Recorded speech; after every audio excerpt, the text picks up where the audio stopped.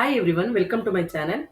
ಹೊಸದಾಗಿ ಯಾರೆಲ್ಲ ನನ್ನ ಚಾನೆಲ್ನ ನೋಡ್ತಾ ಇದ್ದೀರಾ ಅವರೆಲ್ಲ ಪ್ಲೀಸ್ ಸಬ್ಸ್ಕ್ರೈಬ್ ಮಾಡ್ಕೊಂಡು ನೋಡಿ. ಹಾಗೆ ಯಾರೆಲ್ಲ ಸಬ್ಸ್ಕ್ರೈಬ್ ಮಾಡ್ಕೊಂಡು ನೋಡ್ತಾ ಇದ್ದೀರಾ ಅವರಿಗೆಲ್ಲ ತುಂಬಾನೇ ಥ್ಯಾಂಕ್ಸ್ ಹೇಳೋಕ್ಕೆ ಇಷ್ಟಪಡ್ತೀನಿ. ಹಾಗೆ ಒಂದು ಲೈಕ್ ಕೊಟ್ಟು ಈ ವಿಡಿಯೋನ ಕೊನೆವರೆಗೂ ನೋಡಿ. ಇದು ನನ್ನ ದೊಡ್ಡ ಮಗ ಟ್ರೈ ಮಾಡಿದಂಥ ಚಿಕನ್ ರೆಸಿಪಿ ನಿಮ್ಗೆ ಇಷ್ಟ ಆಗುತ್ತೆ ಅಂತ ನಾನು ಅನ್ಕೊಂಡಿದ್ದೀನಿ, ಯಾಕೆಂದ್ರೆ ನಮ್ಮಲ್ಲಿ ಎಲ್ರಿಗೂ ಇಷ್ಟ ಆಯಿತು. ಹಾಗಾಗಿ ಇಲ್ಲಿ ನನ್ನ ಮಗ ಮಾಡ್ತಾ ಇರೋ ಚಿಕನ್ ರೆಸಿಪಿ ಹೆಸರು ಚಿಕನ್ ದಹಿ ರೋಸ್ಟ್ ಅಂತ. ಇದಕ್ಕೆ ಬೇಕಾಗಿರುವಂಥದ್ದು ಸಾಸ್ 1-2 ಸ್ಪೂನ್ ಅಷ್ಟು, ಕಸ್ತೂರಿ ಮೇಥಿ 4 ಸ್ಪೂನು, ಧನಿಯಾ powder 3 spoon, garam masala 1 spoon, ಒಂದು ಅರ್ಧ ಹೋಳನಷ್ಟು ನಿಂಬೆಹಣ್ಣು, ಒಂದು 3 ಸ್ಪೂನಷ್ಟು ಶುಂಠಿ ಬೆಳ್ಳುಳ್ಳಿ ಪೇಸ್ಟ್ನ ತೊಗೊಂಡಿದ್ದೀನಿ.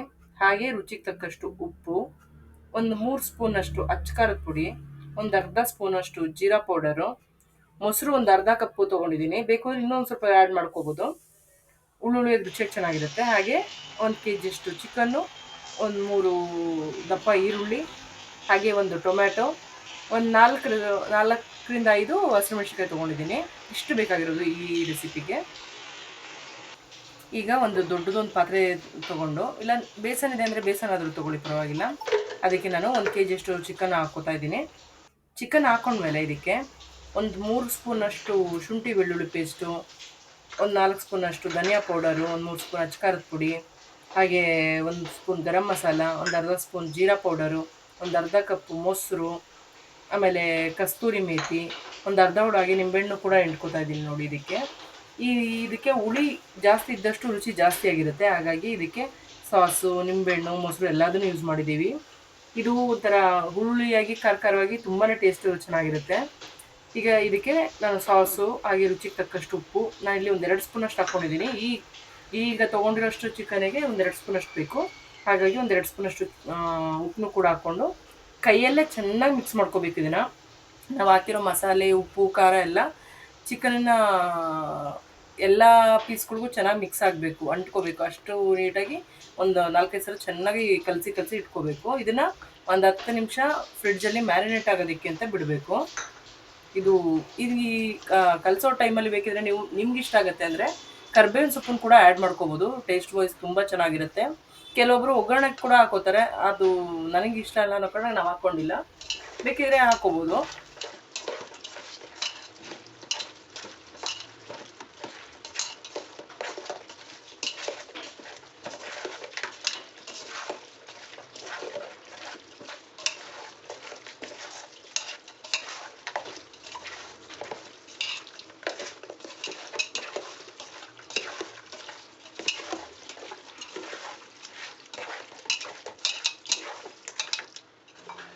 ಈಗ ಒಂದು ಪ್ಯಾನ್ನ ಕಾಯೋದಕ್ಕೆ ಇಟ್ಕೋತಾ ಇದ್ದೀನಿ.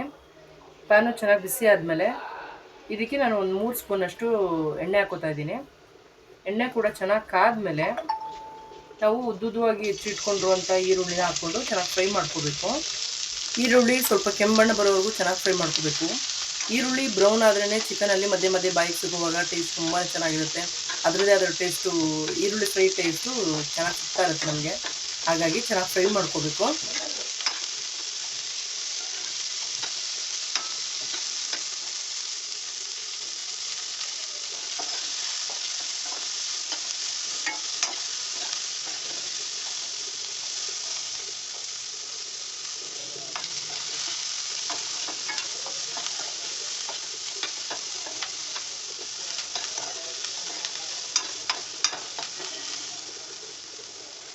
ಈಗ ಇದಕ್ಕೆ ಹೆಚ್ಚಿಟ್ಕೊಂಡಿರುವಂಥ ಟೊಮೊಟೊ ಮತ್ತು ಹಸಿಮೆಣ್ಸಿನ್ಕಾಯಿನ ಹಾಕ್ಕೊಂಡು ಇದನ್ನು ಕೂಡ ಸ್ವಲ್ಪ ಟೊಮೊಟೊ ಎಲ್ಲ ಮೆತ್ತಗಾಗೋವರೆಗೂ ಚೆನ್ನಾಗಿ ಫ್ರೈ ಮಾಡ್ಕೋಬೇಕು. ಟೊಮೊಟೊ ಮೆತ್ತಗಾದ್ರೇ ಇದರಲ್ಲಿ ಗ್ರೇವಿ ಥರ ಬರೋದು ಚೆನ್ನಾಗಿರುತ್ತೆ.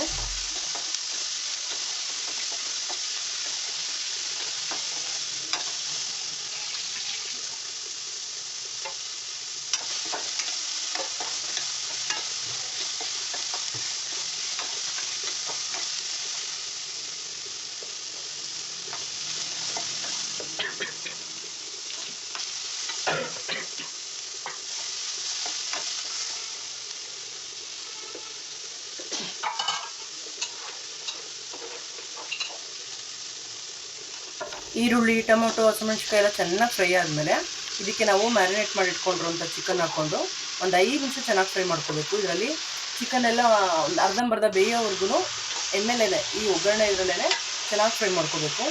ಚಿಕನ್ ಎಲ್ಲ ಬೆಂದಿದೆ ಅಂತ ನಮ್ಗೆ ಅನಿಸಿದ್ಮೇಲೆ, ಒಂದು ಅರ್ಧ ಬೆಂದಿದೆ ಅಂತ ಅನಿಸಿದ್ಮೇಲೆ ನಾವು ಮ್ಯಾರಿನೇಟ್ ಮಾಡಿ ಇಟ್ಕೊಂಡಿರುವಂಥ ಪಾತ್ರೆಗೆ ಸ್ವಲ್ಪ ನೀರು ಹಾಕಿ ಅದನ್ನು ಆ ನೀರನ್ನು ನಾವು ಈಗ ಈ ಫ್ರೈಗೆ ನಾವು ಮಿಕ್ಸ್ ಮಾಡ್ಕೋಬೇಕು.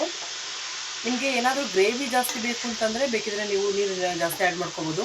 ಇದನ್ನು ನೀರು ಹಾಕೋದಕ್ಕಿಂತನೂ ಸ್ವಲ್ಪ ಡ್ರೈ ಇದ್ರೇ ಇದು ಟೇಸ್ಟ್ ಜಾಸ್ತಿ. ಹಾಗಾಗಿ ನಾನು ಜಾಸ್ತಿ ಇದಕ್ಕೆ ನೀರು ಆ್ಯಡ್ ಮಾಡಿಲ್ಲ, ಯಾಕೆಂದರೆ ಬೇಯ್ತಾ ಅದು ಚಿಕನಲ್ಲಿ ಕೂಡ ಸ್ವಲ್ಪ ನೀರು ಬಿಟ್ಕೊಳ್ಳುತ್ತೆ. ಹಾಗೆ ನಾನು ಅದನ್ನು ಚೆನ್ನಾಗಿ ಮಿಕ್ಸ್ ಮಾಡಿಬಿಟ್ಟು ಅದನ್ನು ಕ್ಲೋಸ್ ಮಾಡ್ತಾ ಇದ್ದೀನಿ. ಈ ಚಿಕನ್ ದಹಿ ರೋಸ್ಟ್ ಹೇಗೆ ಅಂತಂದರೆ ಚಪಾತಿಗೆ, ದೋಸೆಗೆ, ಇಡ್ಲಿ ಅಥವಾ ಅಕ್ಕಿ ರೊಟ್ಟಿ, ಗೀ ರೈಸ್ಗೆ, ಇವತ್ತು ನಾವು ಮಾಡ್ಕೊಂಡಿರೋದು ಗೀ ರೈಸ್ ಜೊತೆಗೆ, ಗೀ ರೈಸ್ಗೆ ಇಂಥದಕ್ಕೆಲ್ಲ ತುಂಬಾ ಚೆನ್ನಾಗಿರುತ್ತೆ ಕಾಂಬಿನೇಷನ್ನು. ಈ ಥರ ನಾವೇನಾದರೂ ವೆರೈಟಿ ಟ್ರೈ ಮಾಡಿದ್ದೀವಿ ಅಂತ ಅಂದರೆ ನಾವು ರಿಪೀಟ್ ಆಗಲೆಲ್ಲ ಮಾಡ್ತಾನೆ ಇರಬೇಕು ಅಂತ ಅನಿಸುತ್ತೆ. ಈಗಿನ ಮಕ್ಳುಗಳಿಗಂತೂ ತುಂಬಾ ಇಷ್ಟ ಆಗುತ್ತೆ. ಟೇಸ್ಟ್ ವೈಸ್ ಕೂಡ ಹೋಟ್ಲಲ್ಲಿ ಅಥವಾ ಡಾಬಾಗಳಲ್ಲಿ ತಿನ್ನೋ ಥರನೇ ಚಿಕನ್ ಡ್ರೈ ರೋಸ್ಟ್ ಇದ್ದಿದ್ದು ತುಂಬಾ ಚೆನ್ನಾಗಿತ್ತು. ನಮ್ಮನ್ನಂತೂ ಎಲ್ರಿಗೂ ಇಷ್ಟ ಆಯಿತು. ಅದರಲ್ಲೂ ನನ್ನ ದೊಡ್ಡ ಮಗ ಮಾಡುವಂಥ ಚಿಕನ್ ರೆಸಿಪಿಗಳಂತೂ ನನ್ನ ಚಿಕ್ಕ ಮಗನಿಗೆ ತುಂಬಾ ಇಷ್ಟ ಆಗುತ್ತೆ. ನಾವೆಲ್ಲ ಮಾಡೋದು ನಾರ್ಮಲ್, ಯಾವಾಗಲೂ ಆರ್ಡಿನರಿ ಹೇಗೆ ಮಾಡ್ತೀವಿ, ಚಿಕನ್ ಫ್ರೈ, ಸಾಂಬಾರು ಅಥವಾ ಗ್ರೇವಿಗಳು, ಗ್ರೀನ್ ಚಿಕನ್ನು, ಈ ಥರ ಎಲ್ಲ ನಾವು ನಾರ್ಮಲಾಗಿ ಮಾಡ್ತಾ ಇರ್ತೀವಿ, ಕಬಾಬು ಈ ಥರ ಎಲ್ಲ. ಇದು ಬಿಟ್ಟು ಈ ಥರ ಏನಾದರೂ ಮಾಡಿದ್ದಾನೆ ದೊಡ್ಡವನು ಅಂತಂದರೆ ನನ್ನ ಚಿಕ್ಕ ಮಗನಿಗೆ ಸಖತ್ ಇಷ್ಟ ಆಗುತ್ತೆ. ಅವ್ನ ಕೈ ಗುಣ ಅಥವಾ ಕೈ ರುಚಿ ಸಖತ್ ಇಷ್ಟ ಆಗುತ್ತೆ. ಈಗ ಇದಕ್ಕೆ ಕೊನೆಯದಾಗಿ ಕಟ್ ಮಾಡಿ ಇಟ್ಕೊಂಡಿರೋಂಥ ತೆಳ್ಳಗೆ ಈರುಳ್ಳಿನ ನಾನು ಆ್ಯಡ್ ಮಾಡ್ಕೊತಾ ಇದ್ದೀನಿ. ಇದು ಹೇಗೆ ಅಂತಂದರೆ ನಾವು ಚಿಕನ್ ತಿನ್ನುವಾಗ ಮಧ್ಯೆ ಹಸಿ ಈರುಳ್ಳಿ ಸಿಗೋದು, ಅದೆಲ್ಲ ಒಂಥರ ಟೇಸ್ಟು ಒಂಥರ ಡಾಬಾ ಸ್ಟೈಲಲ್ಲಿ ಹೇಗಿರುತ್ತೆ ಆ ಥರ ಅಂತ ಅನ್ನಿಸ್ತಾ ಇರುತ್ತೆ. ಇದು ಚಪಾತಿ ದೋಸೆಗಂತೂ ಮಾಡಿಸಿದಂಥ ಕಾಂಬಿನೇಷನ್ನು ಅಷ್ಟು ಸಕ್ಕತ್ತಾಗಿರುತ್ತೆ. ನಮಗೆ ಗೀ ರೈಸಿಗೆ ಇನ್ನೊಂದ್ಸಲ ಹಾಕೊಂಡು ತಿನ್ನಬೇಕು.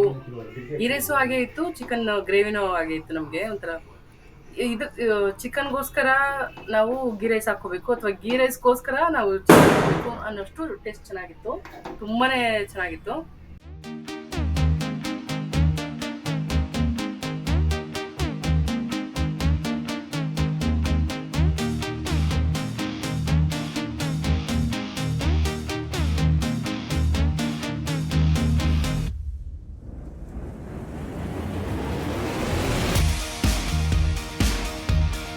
ಮಿಸ್ ಮಾಡದೆ ಈ ರೆಸಿಪಿನ ಒಂದ್ಸಲ ಟ್ರೈ ಮಾಡಿ ನೋಡಿ.